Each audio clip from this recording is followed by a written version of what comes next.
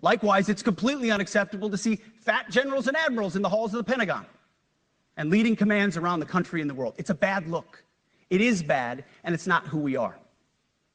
So whether you're an airborne ranger or a chairborne ranger, a brand new private or a 4-star general, you need to meet the height and weight standards and pass your PT test. And as the chairman said, yes, there is no PT test.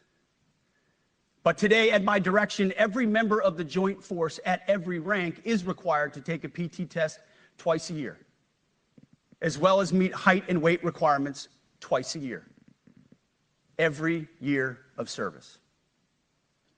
Also today, at my direction, every warrior across our Joint Force is required to do PT every duty day.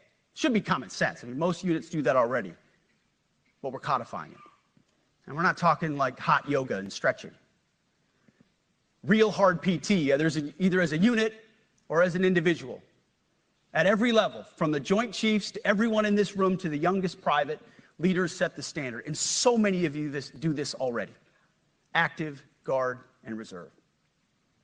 This also means grooming standards. No more beards, long hair, superficial individual expression. We're going to cut our hair, shave our beards, and adhere to standards.